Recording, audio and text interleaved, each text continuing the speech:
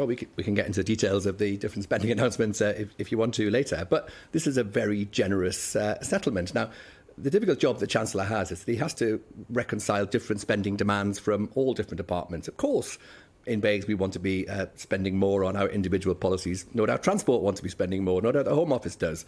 But the Chancellor has the difficult job of actually raising the money to pay for all these demands. But in total, we're very happy and very satisfied with the amounts that we've received today. Because we did see that pulling back. I mean, there were certain measures that everyone was expecting, I think, before the announcement, which was a ban on gas boilers.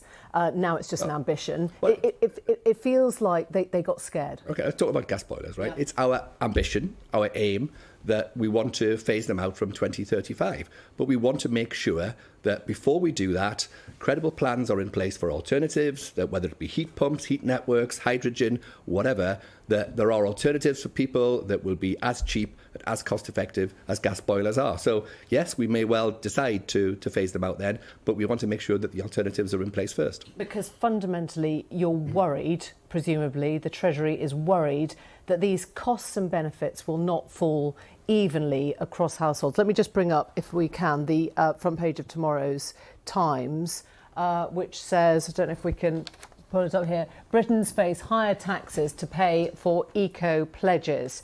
The worry being that the transition to net zero, the Treasury is warning of splits emerging at the top of government over the cost of decarbonisation. It is going to hit poorer families more quickly and more severely. Well, we have to make sure that it doesn't. And that's why within the spending announcements that we've made today are hundreds of millions of pounds for the social housing decarbonisation strategy, for home upgrade grants, all targeted at low-income families. We have the Eco scheme, spending £1 billion a year on home upgrades for people earning less than £30,000 a year. But new taxes presumably come in. We also have to look at the costs of not doing anything. If we look at the massive international price rises of gas, surely it makes more sense to generate our own renewable, clean energy here in the UK rather than relying on the municipals of Saudi sheikhs or whatever. OK, so in terms of when you talk about clean energy, steel has been left out of this. What is the strategy for steel? Because last week we were talking to UK Steel. It's a heavy industry. It uses a lot of gas. We know that UK Steel would like to see, for example, an energy cap on prices so that they don't need to see their bills soaring. But that goes against the green revolution. Well, I mean, at the moment, we're experiencing massive price hikes, 4 or 5 times increases in the price of gas, which is disproportionately affecting a number of the large industrial users. And my colleague, so they should get that cap. My colleague, the Secretary of State, is in discussions with them and the Treasury about what we can do to help. What's your sense? I'll leave them to announce the results of any discussions, but clearly we want to make sure that we try and look after these companies as much as we possibly can. So we're saying that steel, even though it as a heavy industry, it uses up a lot of...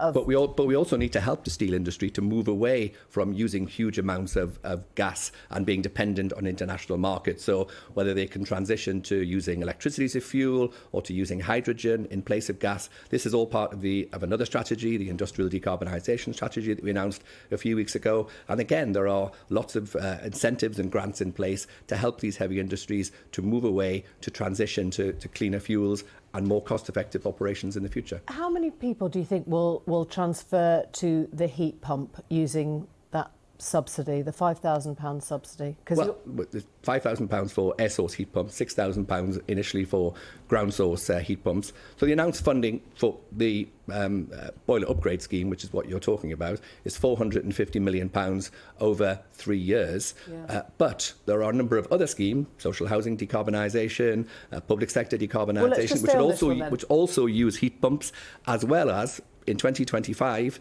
new home standard comes in place, which will prohibit fossil fuel connections to new homes. Where I'm going with this, because the government's own target was 600,000. We know that. That remains our target. 450 million on this subsidy gets you at 30,000 new heat pumps at present, which is what we have already. We have 30,000 a year at present. We're installing 30,000 a year at the moment. We need to get up to 600,000 a year. This is about incentivising and pump priming the markets. I went to visit, to give you an example, we're allowed to advertise Octopus. I went to visit them today.